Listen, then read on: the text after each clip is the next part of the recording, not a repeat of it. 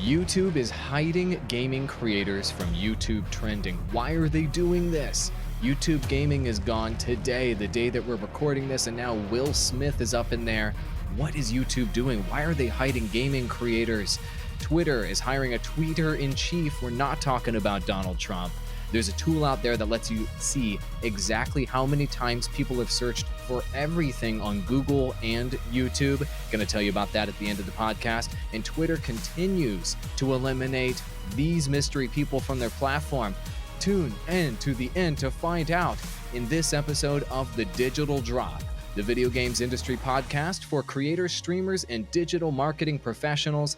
My name is Andrew Wall, aka Awall, digital marketing consultant, and I'm joined as always by the two classiest guys in social media, in advertising, in the gaming industry itself. Andrew Perrin, social media and advertising specialist. How you doing, buddy?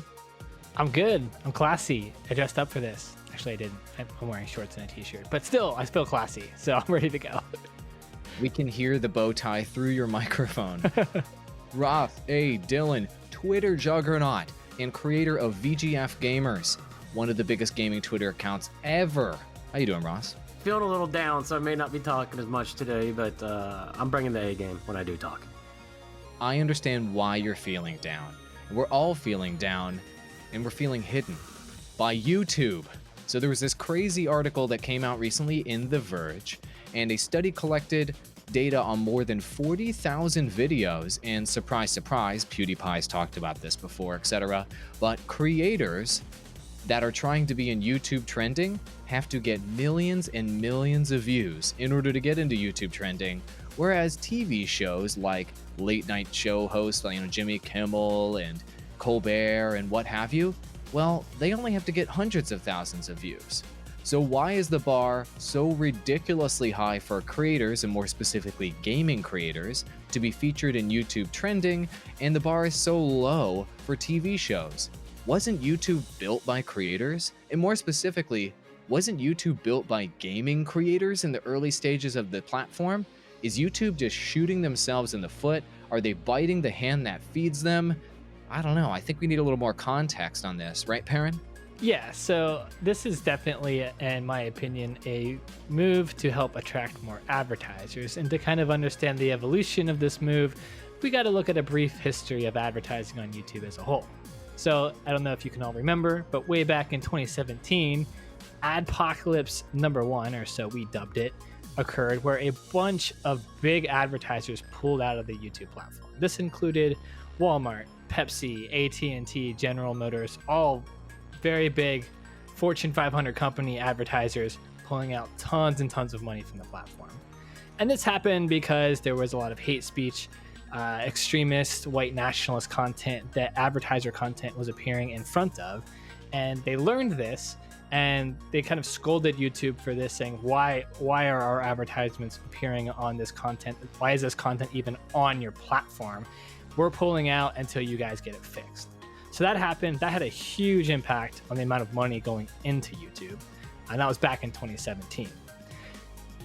Earlier on this year, in February or so in 2019, there was another Adpocalypse #2, where AT&T again pulled out, Disney pulled out, Epic Games all came back out of YouTube because there was a rise of pedophilic comments on kids' videos and YouTube. And this just kind of happened arbitrarily at a random point. They were mobilized, I guess, and the advertisers did not like this action. And again, they scolded YouTube and said, hey, YouTube, clean up your platform. Until you do, we're pulling out the money. So YouTube has had a history, a rocky road in the past few years of keeping advertisers on board and making them feel comfortable on the platform. And I see this move is an added feature to help convince them to come back onto the platform and get better reception, get better exposure, and get better treatment by the platform in general.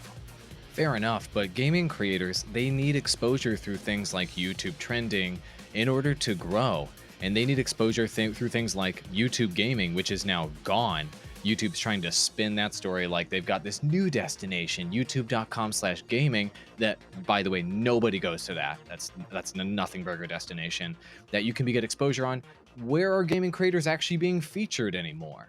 The only thing that's left is this now creators on the rise. I'm using quotation marks here. You can't hear the mic thing that they're quote unquote featuring creators on, but let's be honest, nobody's getting any real exposure there. So they're sacrificing exposure and audience growth for gaming creators in exchange for attracting advertisers. Okay, is that bad for creators? Ross, what do you think?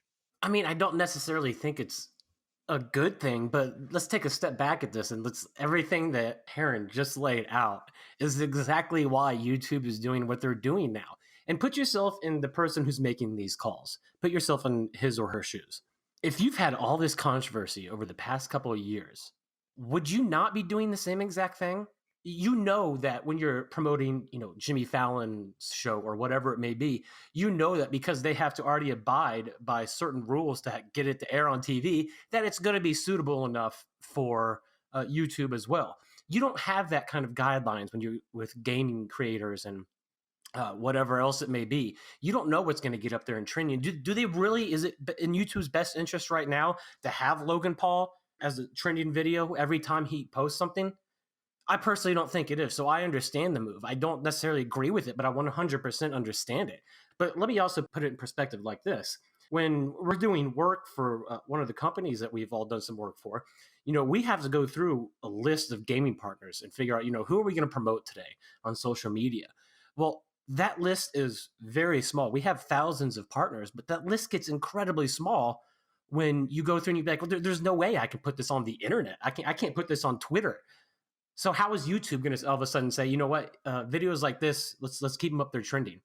Or another thing is the video that may be trending may be perfectly clean, but then you go to their channel and all of a sudden you find out a bunch of other stuff that they're neo-Nazis or whatever it may be that's prominent today.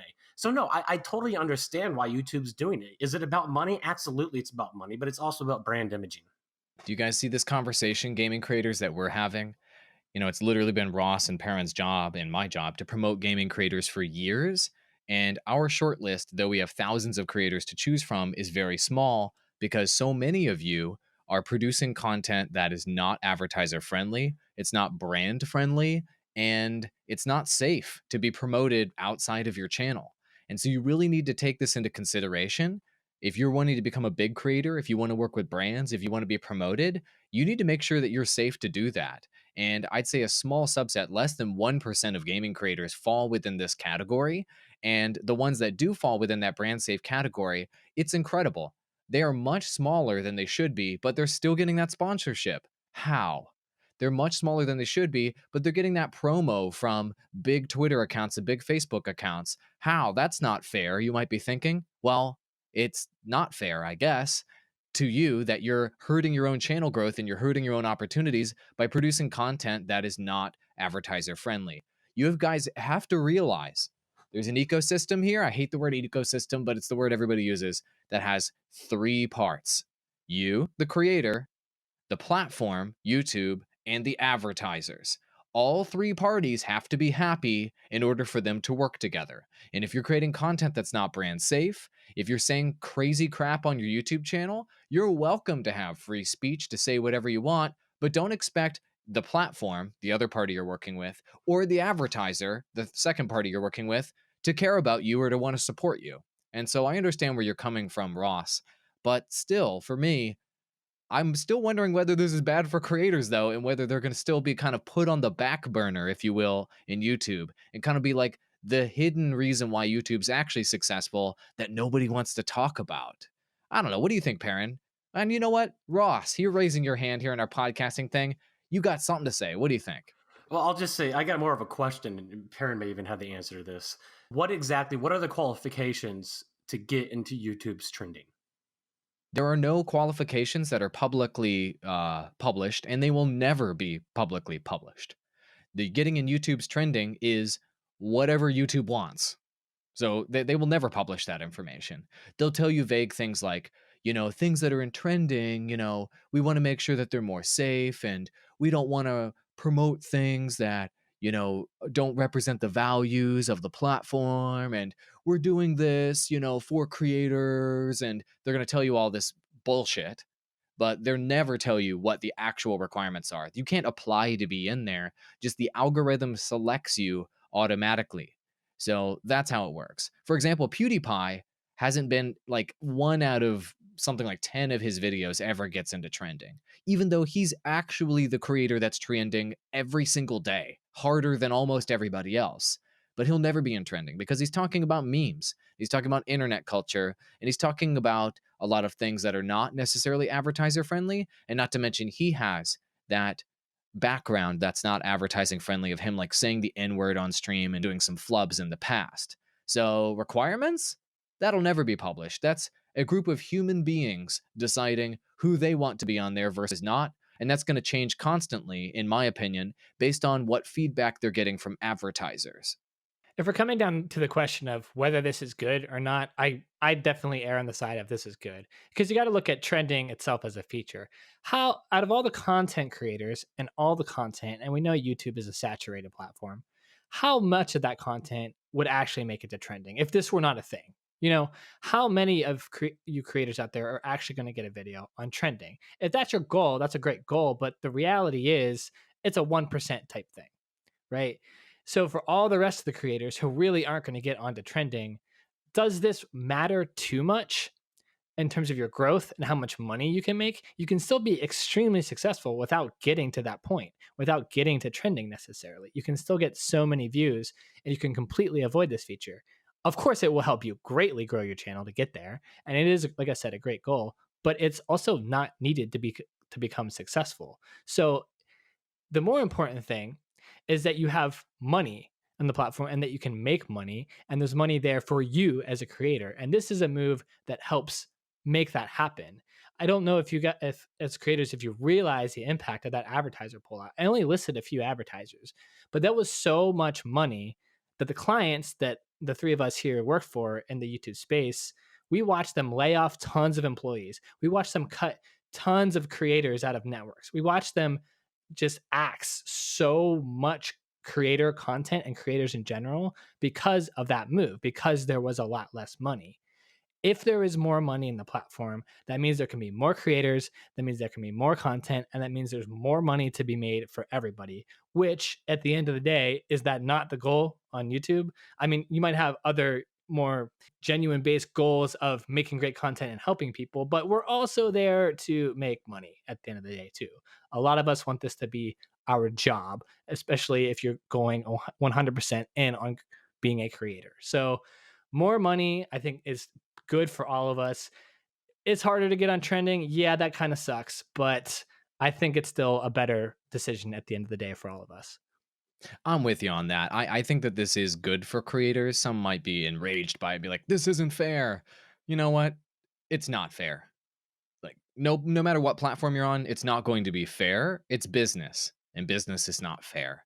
And so I think this is good for creators overall that need to keep in mind that 70% of the traction that you're getting for free on YouTube, you don't have to pay any money for it. Exposure potentially to 2 billion people for free. You have to realize that that is a privilege and a massive opportunity that happens once in a lifetime. It's free, and 70% of it comes from the recommendation algorithm of YouTube, not from trending. Trending is a tiny speck of traffic that you can get on the platform. The rest is all from recommended. So just focus on getting those average view durations up, those click-through rates up, and being advertiser friendly, and you can succeed on the platform where the majority of the traffic and the traction is coming from. And like you said, the top 1% benefit, I would say it's more like the top 1% of the top 1% of the top 1%. Like it's like the most top, super top elite creators actually get on there, and the rest of you don't even need to be concerned with it, in my opinion. But wait, there's more. Is this good for YouTube, though? I actually am questioning that. I understand that it could be a good move for the reasons you guys outlined in the short term, because they had 2017 adpocalypse, 2000 February 2019 adpocalypse, and they need these adpocalypses to stop. I get that. But in the long run, is this a good move? Here's what I mean by that. Sure, you're featuring more TV personalities and late night guys there. Cool, they're advertiser friendly. All right, great. Now you're featuring more celebrities like Will Smith and whoever else is going to be on YouTube that they're paying to be there. Great. That's more advertising friendly.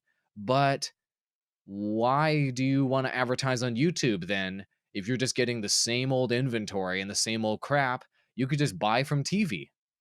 Why would you want to advertise against the re-upload of content from TV when you could just advertise on TV instead? What is the unique differentiating factor? Wouldn't you want to advertise while the show is on with the most engaged and most interested viewers rather than the leftovers on YouTube? So I'm concerned about YouTube positioning themselves as like a second rate platform of re uploaded content from traditional media rather than something that's truly unique and is truly relevant with young people, which is what YouTube actually is. What are your thoughts on that, Parent? Am I thinking too much about the long term and ignoring the giant dumpster fires that happen in the short term?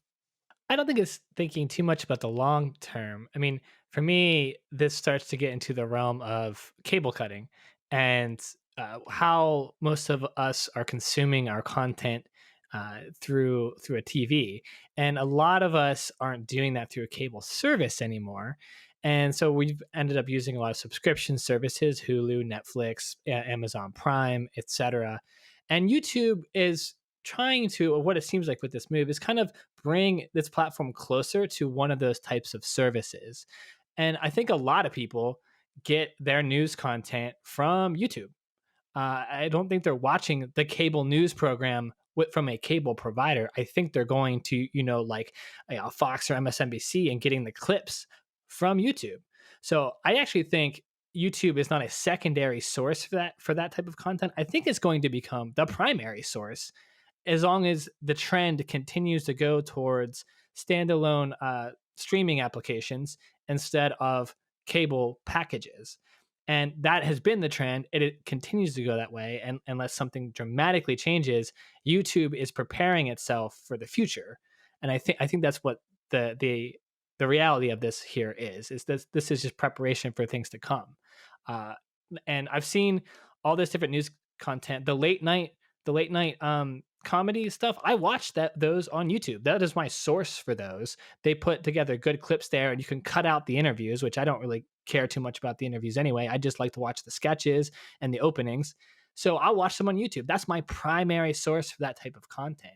If anything, it's going to move away from traditional advertising, and YouTube could have a chance to be like a main advertiser for this stuff. And so they need to feature it more prominently. It needs to be more of a main focus for the platform. But I guess the balancing is where are creators left in that mess after, when this future is realized, where it's mostly cable cut and a subscription service. Where do creators fall in that picture? And that's where I think there's a bit of uncertainty. So it's a bit tough to be a creator right now, not knowing what the future is going to be like. But for me, I'm comfortable with this move because it's an evolution of what's already happening, and it means more advertiser money. And for me, I know all the implications of that, and those are good things for me, in my opinion. Agreed. I think this is very good for YouTube, and it also ties into their YouTube TV subscription service where they're trying to position themselves as like the source of traditional media by subscribing to that service quite literally. And so I think overall it's a great business move for YouTube. So let's review. We agree that this is good for creators because more money will flow into the platform. It's good for YouTube. It helps support different business objectives they have and also solve PR problems. And also, it makes advertisers happy. They want to put more money in. So, all three parties are happy or happier when YouTube hides gaming creators from their trending tab and creators overall. Okay, that makes sense. But as you highlighted, I agree, the future is uncertain. So, the final question you need to ask yourself as a gaming creator, as a streamer, is should you consider other platforms right now, given that the long term is uncertain? I definitely think so. And we've talked about this on previous podcasts. Diversifying your content placement uh, into different sites, into different platforms, only makes sense to help diversify your risk. What at some point, and this is still a thing, and we've kind of gotten past it, but at some point, YouTube could just like be shut down, or YouTube could just go away. Probably not likely, but technically it could happen.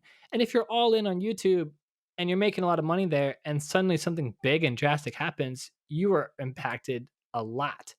But if you diversify out and spread your content to other platforms, Facebook gaming is a great option. And we've talked about that, like I said, in a lot of the previous podcasts, and that's up and coming.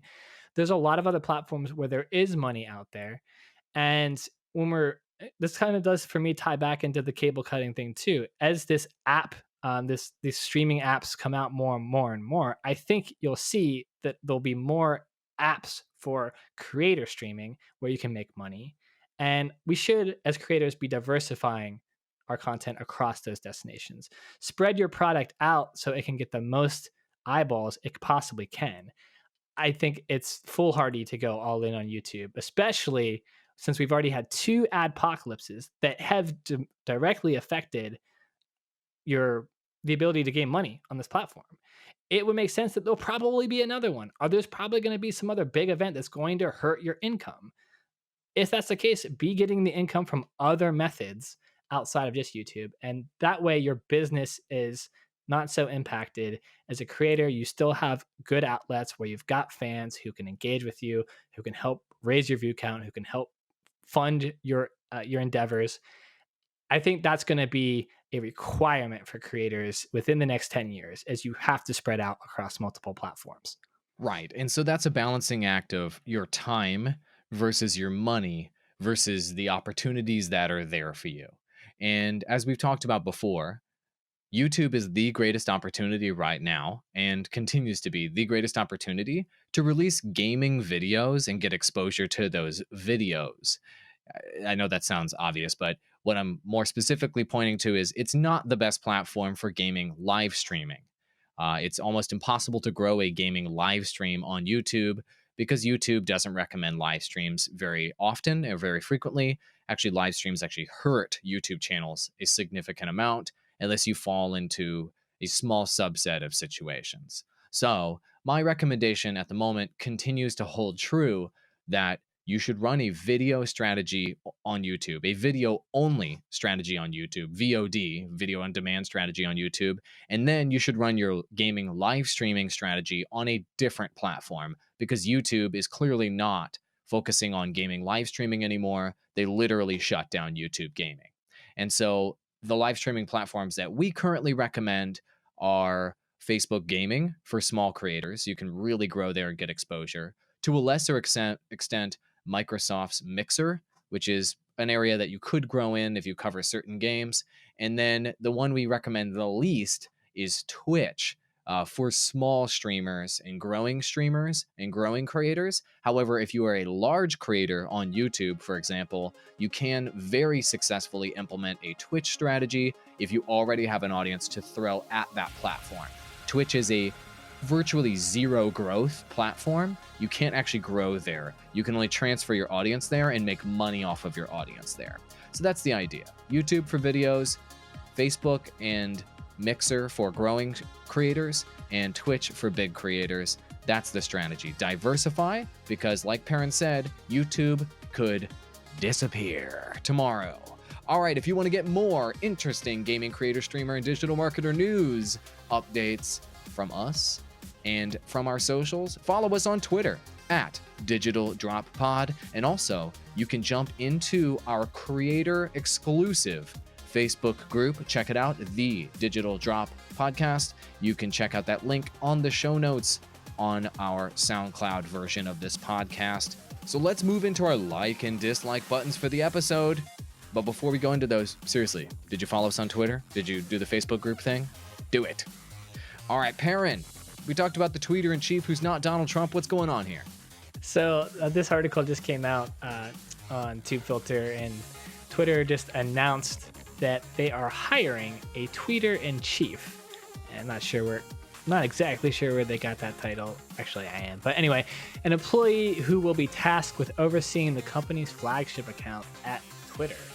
They want someone who is a master in the art of Twitter, who's immersed in the platform's culture, and they must also be familiar with the platform's myriad of products, like the mentions and the, pretty much everything Twitter. If your life is Twitter, this is for you. I have a candidate in mind, and I think it's the only good candidate because this is going to be a job that it's going to be a difficult job, and there's going to be a lot of focus on it. But as you guys know, I always talk about the staff over at Wendy's and their Twitter account.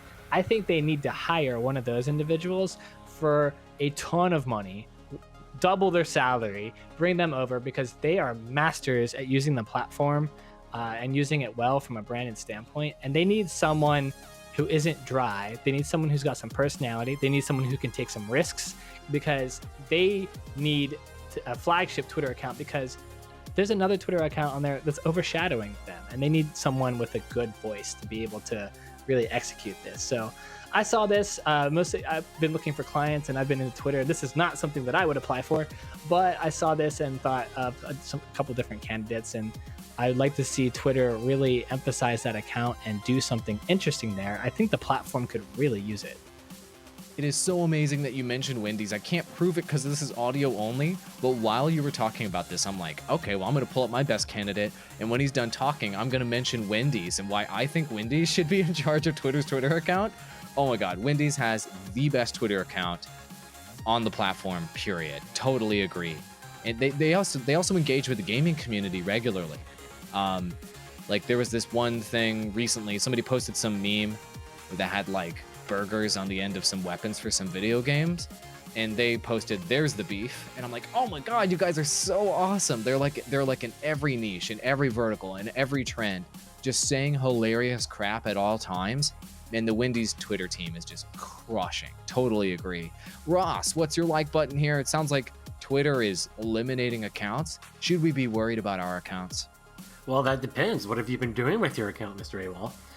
No, but it's funny how, especially a lot of people in the media are now saying, oh, well, social media, it censors conservatives and Republicans. Well, we got something on the opposite side of the political spectrum. And there's no more faking it until you make it. Twitter dropped the hammer on two internet celebrities, and I say that with quotations, Brian and Ed Krasenstein, who are notorious for being the first to comment on President Trump's tweets. They were officially banned for using fake accounts to boost their presence. I think Ed had 920,000 followers, and Brian had almost 700,000. So that just brings you to the point that no, if you're doing it wrong, if you're using the wrong tools to get ahead, the system, the platform is going to punish you for it. Doesn't matter what political spectrum you're on. And I think this is great. It's great to see, while I didn't really follow these guys, it's great to see Twitter actually dropping the hammer and doing what they said they were going to do a long time ago, and not just in, short little spurts of, accounts that have 15 followers and haven't tweeted in, 6 years. So yeah, go Twitter. It's funny. The first two like buttons are Twitter. This is new. That is fantastic news. I love it. I just had a full-time gaming creator I consult with ask me about like a similar type of boosting service, but on Instagram. And my immediate reply was, no, don't do it. Like, if you're growing your account by doing anything other than posting great content that provides value to audiences in low competition, high demand areas, or running official advertising using the platform, if you're doing anything other than those two things, be prepared to have your account extreme eliminated in the future. Anything outside of that is gaming the system. Instagram pods, follower boosts, blah, blah, blah. Everybody out there on Twitter right now who's using one of those systems that automatically follows 2 trillion people with your account so that you can try to boost your exposure and your following, get ready for your account to be extreme eliminated in the future. I'm dead serious. That growth strategy on Twitter right now, where like you go to somebody's account and they have like 2,000 followers, but they're following 17,000 people. I'm going to be brutally honest. You suck at social media. Stop it. Post good content and do a real strategy. And by the way, you need to start unfollowing some of those people or your account's going to go away in the future. I have foreseen it. All right. The like button I have for today is called Keywords Everywhere. And it is the most amazing tool of all time. It is completely free, and I'm not paid to say this. Keywords Everywhere is a Chrome extension that you can install for free.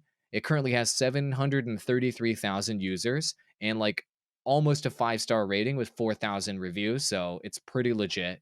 And it allows you to see the exact number of searches, how much it costs to get a click, and what the competition is on literally every keyword on Google and on YouTube and on a bunch of other platforms as well. So use this tool in tandem with TubeBuddy or vidIQ, or if you're not using any tool, install this tool and it'll allow you to see what the actual interest is around real topics, like the actual number. Before, we were limited to just looking at Google Trends to like compare one game to another, for example. And so we'd be like, how popular is Overwatch right now? I don't know. Let's compare it to Call of Duty and see if it's bigger or smaller. Well, you don't have to do that anymore. You can literally just install something like Keywords Everywhere. Just get Keywords Everywhere, it's free. And then type in Overwatch or type in Call of Duty or type in Fortnite or type in the keyword that you're looking for. And this tool will literally tell you how many times that thing was searched to the exact number on YouTube or Google, and it can help you make better decisions about your content and better decisions about what you want to cover so you can grow faster. It's such a good tool. Cannot recommend it highly enough. It will be in the show notes on the SoundCloud version of this episode. If you want to click that and install that, we make $0 when you do that. It'll just help you. After listening to this episode, I'm sure you're very impressed by how smart and handsome we all are. So you probably want to know where you can find us on the internet. I understand. Ross, where can people find you, amigo? Just go to @VGFGamers on Twitter and send me a message. Oh my God, that was simple. Perrin, how about you? You can find me at Astral Digital on Twitter, ASHRAL Digital, and send me a DM. I also do consulting work, so if you're looking for a Twitter advertiser, a Facebook advertiser, or a Google AdWords specialist. And me, Awall, the most handsome of the three, you can book me on Patreon, patreon.com/AwallDigital, AWALL Digital, and I can help you do any number of things. Grow your YouTube channel, grow your live stream, distribute your podcast, advise your company. I do all of these things, from creators with 0 subscribers up to media companies that are worth billions of dollars. Book me on Patreon. I'm here to help. Thank you, gentlemen, for joining me as always on this episode of The Digital Drop. I thought it was a good one. I did too. I love talking about YouTube, and we got to talk a lot about creators this episode, and that's always a win for me.